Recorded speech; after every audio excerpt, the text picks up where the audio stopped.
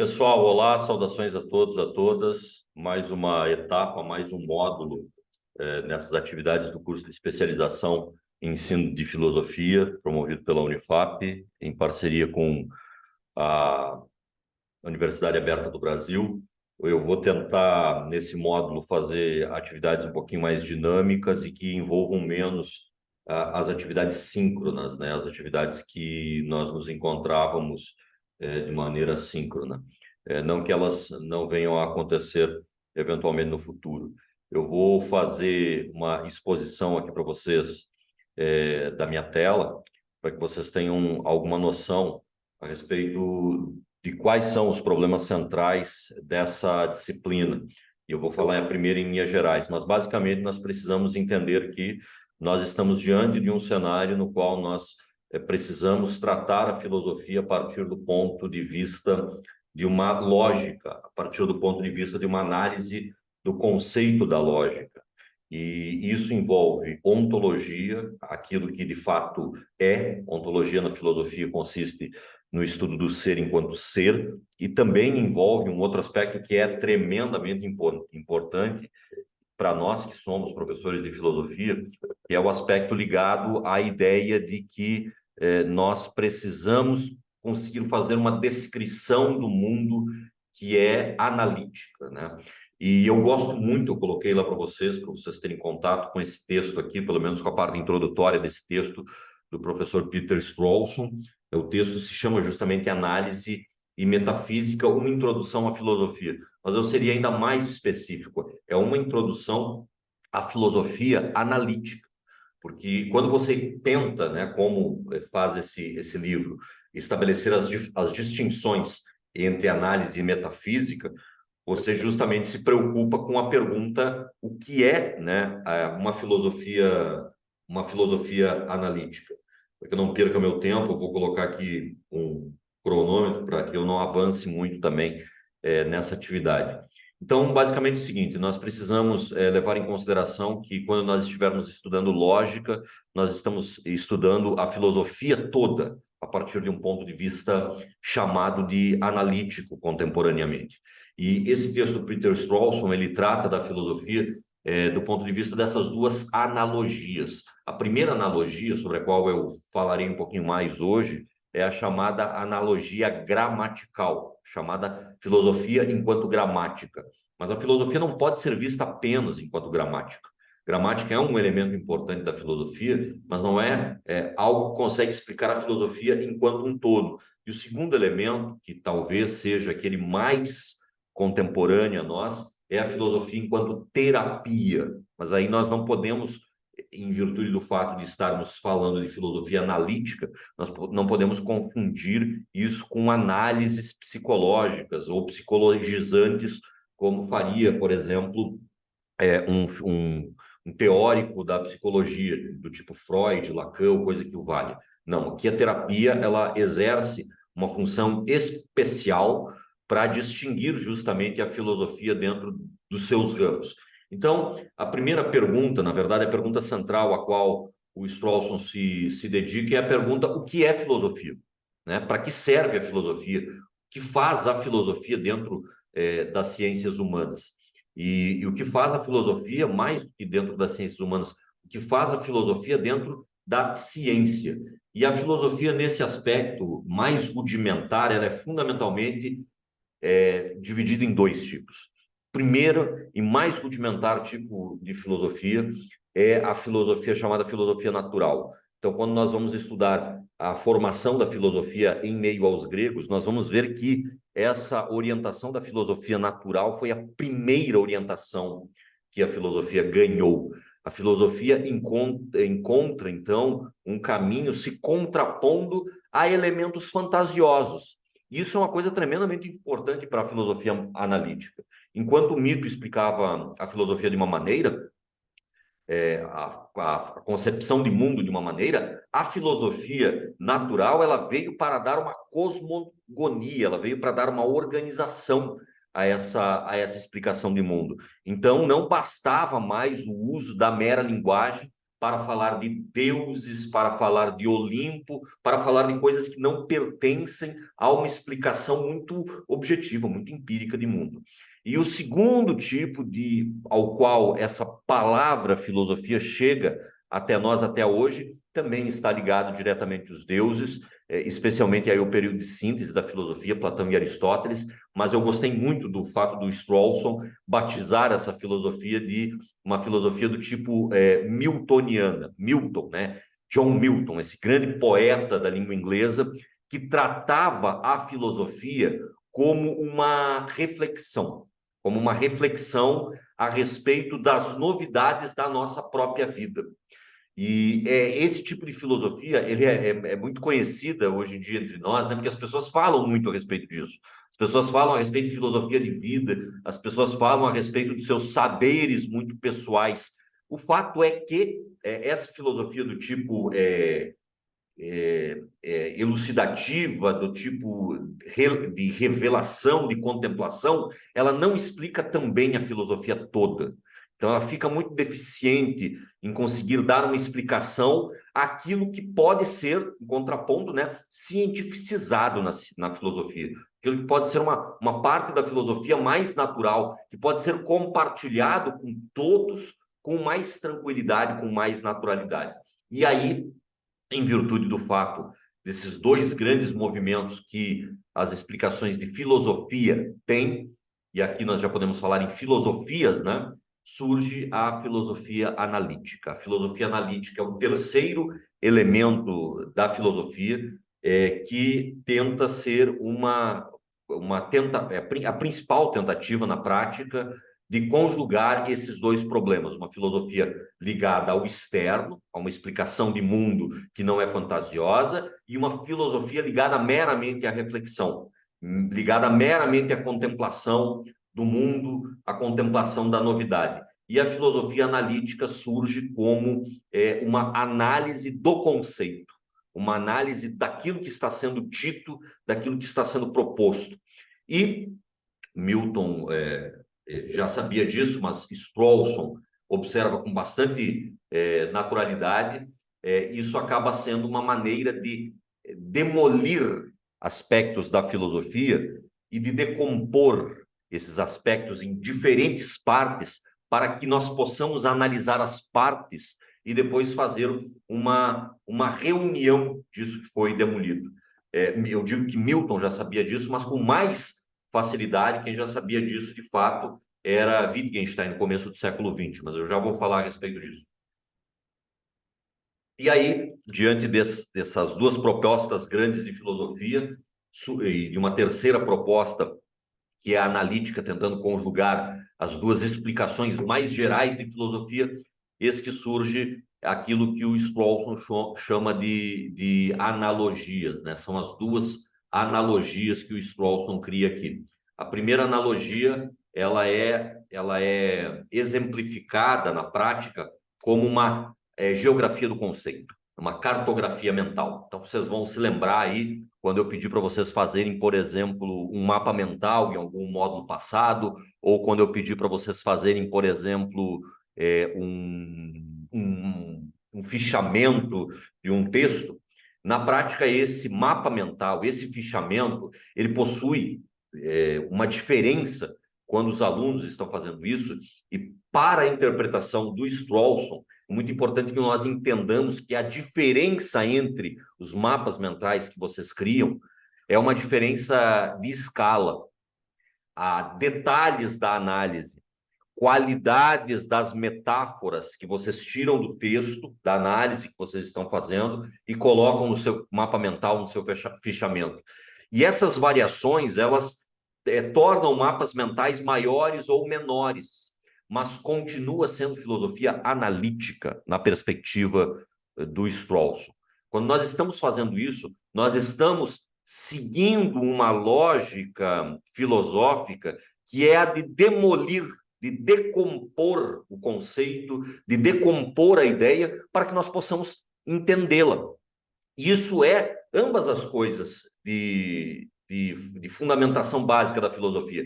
Isso é tanto filosofia natural, isso é tanta tentativa nossa de compreender o mundo do ponto de vista da natureza, do conceito, quanto uma reflexão idealizada, uma ideia a respeito da qualidade daquele conteúdo, da qualidade daquele conceito. E essas diferenças, elas são diferenças de escala da análise. E a metáfora da geografia do conceito é uma metáfora tremendamente importante, mas ela não é a única metáfora. A metáfora que ficou mais famosa ao longo do século XX é a chamada metáfora da terapia, a metáfora do conceito. E essa é uma explicação não só a respeito do fazer filosofia. Quando nós estamos analisando um texto, quando nós estamos analisando para fazer um fichamento para a aula do professor tal, ou quando nós estamos tentando compreender um determinado conceito.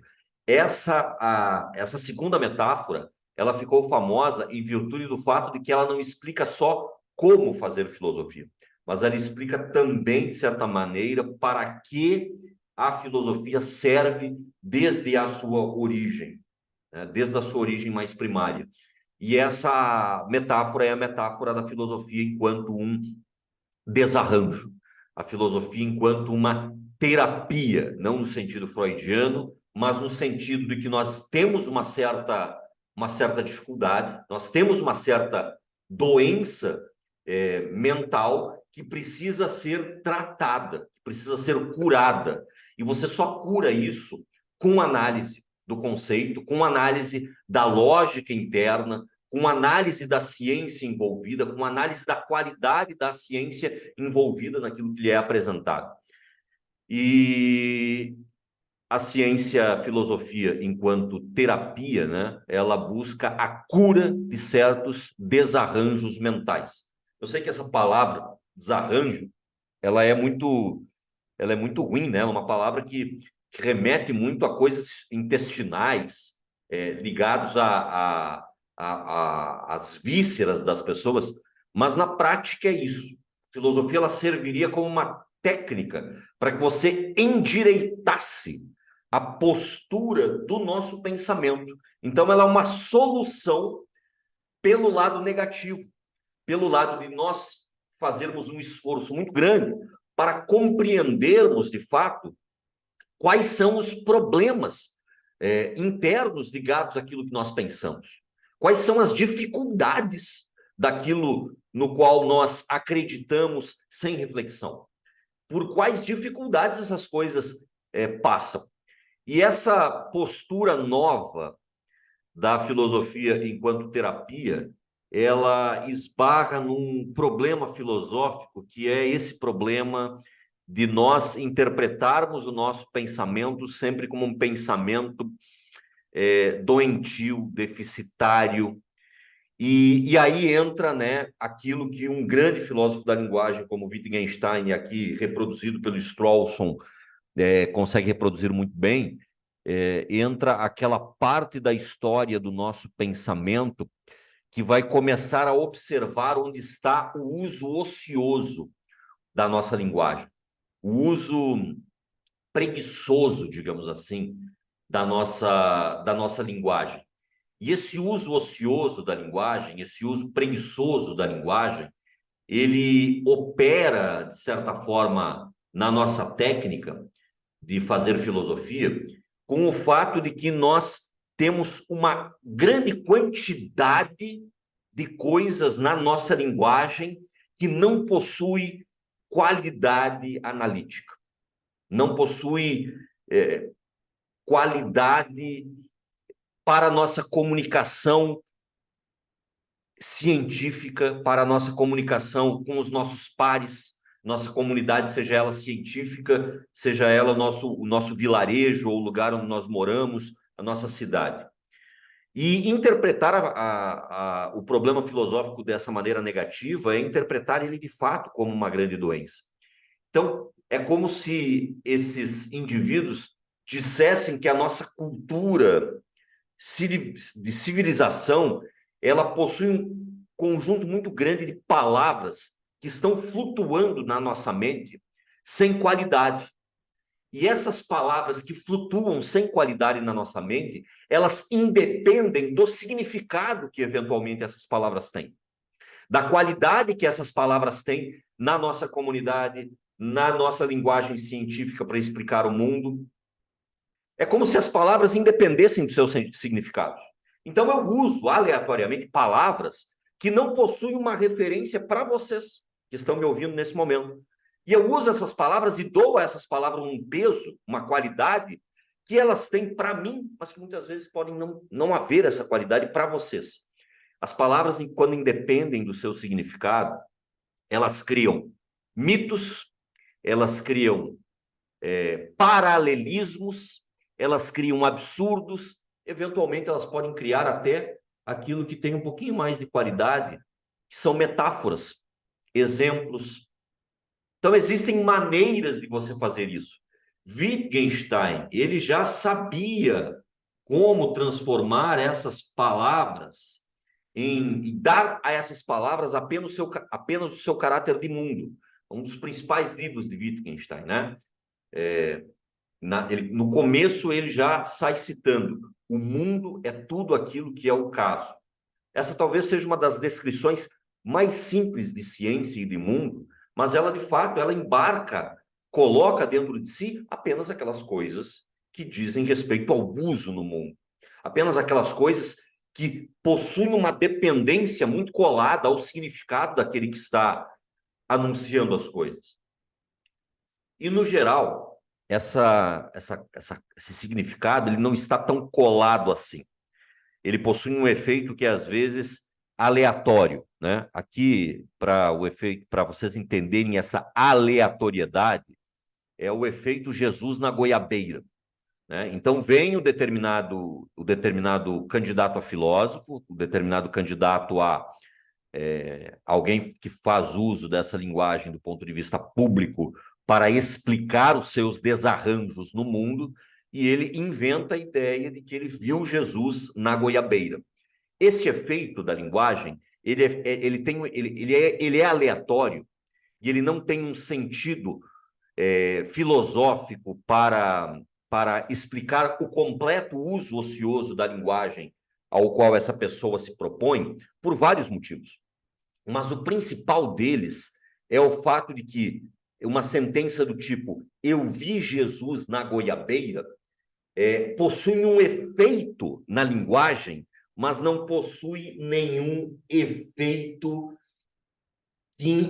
que seja dependente do significado que essa expressão tem. Então, "eu vi Jesus na goiabeira" é um tipo de alucinação a respeito de algo que pode ser proferido pela linguagem e vai fazer sentido do ponto de vista gramatical. Essas coisas fazem sentido, elas possuem um sentido gramatical. "Eu vi Jesus na goiabeira" tem sentido gramatical.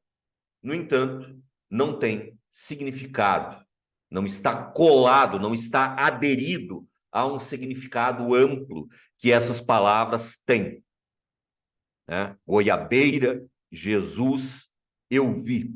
Então, quando nós procuramos pelo uso das palavras e nós observamos que esse uso não tem uma aderência ao significado do uso delas, nós descartamos essas coisas como passíveis de serem usadas dentro de movimentos filosóficos.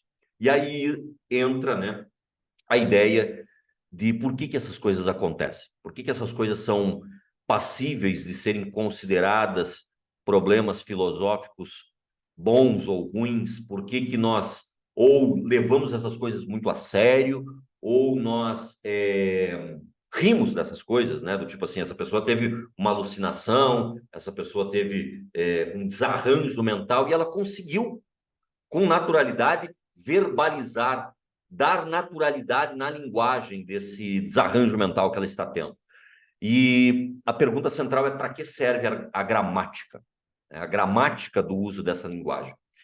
E aí entra o cenário de que nós ainda estamos falando da filosofia enquanto essa analogia com a terapia. Não parece que a gramática tenha uma utilidade para o usuário apenas no sentido negativo. apenas nesse sentido no qual eu estava me referindo agora há pouco, da filosofia analítica apenas para corrigir os nossos desarranjos mentais. Não, a gramática ela não parece ter utilidade para o usuário só no sentido negativo. Ela parece que tem utilidade apenas quando ela é proferida, quando ela tem um uso, um significado. E aí vem aquilo que fica estabelecido pelo uso do falante. O falante, esse indivíduo que fala, eu vi Jesus na goiabeira, ele está fazendo um uso muito privado dessa linguagem.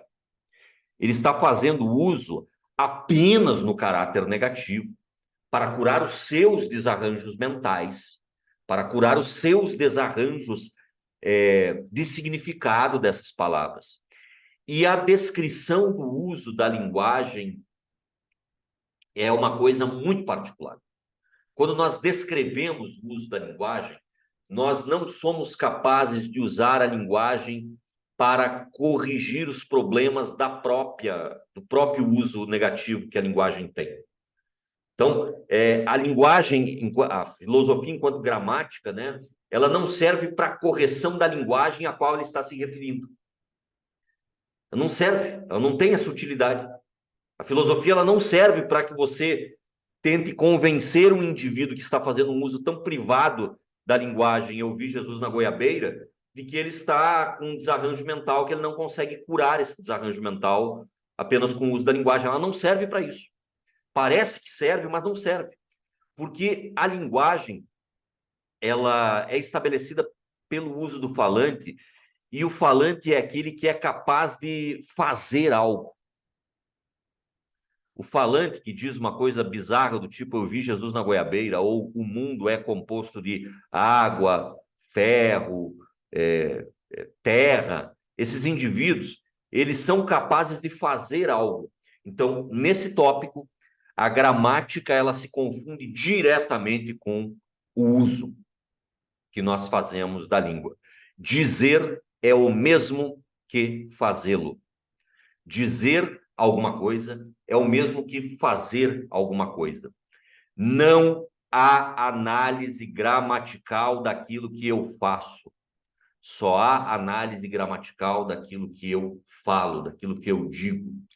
Então, veja só que coisa curiosa. Entra o fato do que significa uma filosofia da linguagem, uma filosofia gramatical em si mesmo, enquanto analogia da terapia. As crianças, por exemplo, elas não aprendem elas não aprendem a falar, elas não aprendem a falar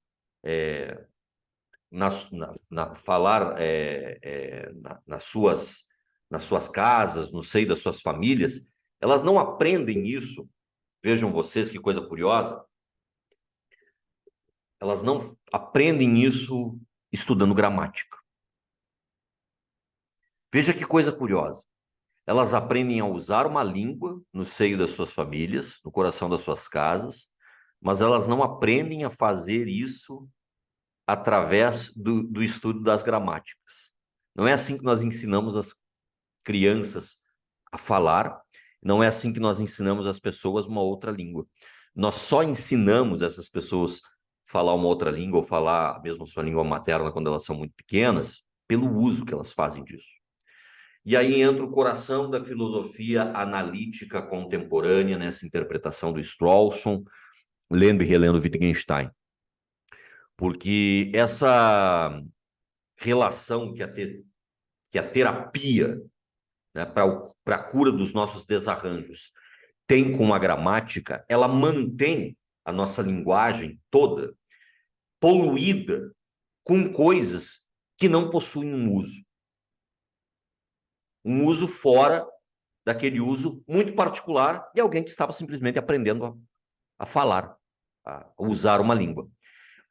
E aí surge o filósofo analítico, que é esse chato e que quer dar à linguagem um uso efetivo dos conceitos em uma esfera que é muito própria, que é compartilhada. E Wittgenstein vem e diz, o mundo é tudo aquilo que é o caso. E as outras coisas, E as análises mitológicas de mundo e as análises ontológicas de mundo, essas coisas não são o caso. Essas coisas elas não dizem respeito à filosofia, porque elas não são o caso dentro da filosofia. E o uso negativo, que é essa destruição das inutilidades que a filosofia acabou acumulando na sua linguagem, faz parte do elemento terapêutico, sim. Mas o novo uso analítico e gramatical, a ele compete uma descrição do uso para que isso seja analisado pelas outras pessoas, para que isso resista ao ceticismo daqueles que não concordam que alguém, né, possa publicizar com naturalidade e convencer as outras pessoas de que Jesus está numa goiabeira. Sentem todos, então, embaixo dessa goiabeira aqui e vamos ficar esperando essa entidade que eu apelidei de Jesus. Então, a descrição do uso para a análise importa para a filosofia. Por isso que importa a gramática.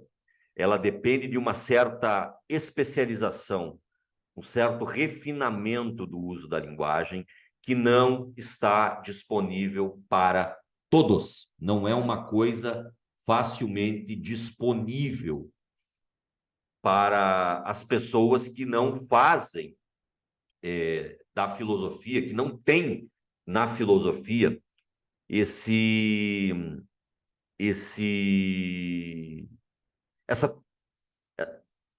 treino, né, para a especialização do uso da linguagem. O filósofo analítico basicamente é aquele que treina a si mesmo para fazer um uso com significado dos conceitos com os quais ele está trabalhando. Sejam esses conceitos ligados à filosofia da ciência, sejam esses conceitos ligados à metafísica, sejam esses conceitos ligados à ontologia, como nós vamos ver mais tarde aqui nesse mesmo módulo. Então, a filosofia se ocupa da estrutura do pensamento. E essa estrutura do pensamento, ela precisa levar em consideração que a todo momento nós estamos em desarranjos pela quantidade bizarra de conceitos e de palavras ociosas que estão habitando o nosso pensamento. E ela também ocupa-se da estrutura do pensamento porque ela está a todo momento fazendo análise gramatical, se esses usos têm de fato sentido no mundo. Então, a descrição do uso para análise, para que resista-se ao ceticismo, depende dessa filosofia especializada e analítica. Eu cheguei a dizer aqui em um outro momento para vocês que filosofia é análise do conceito, e ela só é análise do conceito quando leva em consideração esses dois elementos, tá? Terapia e gramática. Existe uma preocupação sempre filosófica com a totalidade daquilo que está sendo dito, daquilo que está sendo empregado. E essa totalidade, ela sempre é filosófica num aspecto muito importante. Ela é uma preocupação com a totalidade, não só porque nós queremos, sim, essa é uma ambição do nosso pensamento com tantos conceitos ociosos, não só porque nós queremos, sim, fazer uma descrição ampla, geral, do nosso objeto de pesquisa, seja ele o mundo, seja ele um objeto de pesquisa ligado à ética, ligado à política, ligado à metafísica, ligado à teologia, mas porque essa totalidade engloba também nós conseguirmos dar para a nossa comunidade de pessoas especializadas na linguagem um significado real, um significado que para elas faça sentido dentro do mundo dos especialistas naquela linguagem. Então, em alguma medida, a filosofia acabou sendo essa preocupação bivalente com a totalidade. Não só com a totalidade do objeto estudado, mas com a totalidade daqueles que vão precisar receber esse conhecimento. Então, é uma ciência especializada e limitada por interesses que são humanos, que são interesses intelectuais. essa descrição nova de filosofia que surge no século XX, ela leva em consideração teorias que são não só negativas, como o aspecto do desarranjo, mas que são positivas, que tendem a oferecer resultados que são resultados positivos, que são resultados que remontam essa destruição feita pela análise do conceito, que remontam, que são resultados analíticos, que são metafísicos em algum aspecto, mas que remontam essas análises distorcidas que são feitas no uso dessa linguagem carregada de conceitos sem significado. Tá bom? Então, basicamente, era isso que eu gostaria de falar para vocês hoje. Quando vocês estiverem fazendo as atividades no Moodle, levem em consideração não só a aula que eu estou dando aqui. Muito pelo contrário, vocês só vão conseguir levar em consideração a aula se vocês lerem o texto. Vocês só vão conseguir fazer a atividade lá se vocês observarem a aula. Essas coisas elas se completam, tá? Especificamente nesse módulo ainda vai haver uma atividade sobre lógica, pelo menos o quadrado lógico do Aristóteles. Então, fiquem atentos a essa conjugação de coisas e aos textos também, para que vocês consigam fazer as atividades lá no Moodle sem maiores entraves, tá bom? Eu me despeço aqui, agradeço a todos pela paciência, estou tentando fazer nesse modelo aqui para facilitar mais o acesso das pessoas ao conteúdo das aulas, e nós nos vemos numa próxima unidade dentro desse mesmíssimo módulo.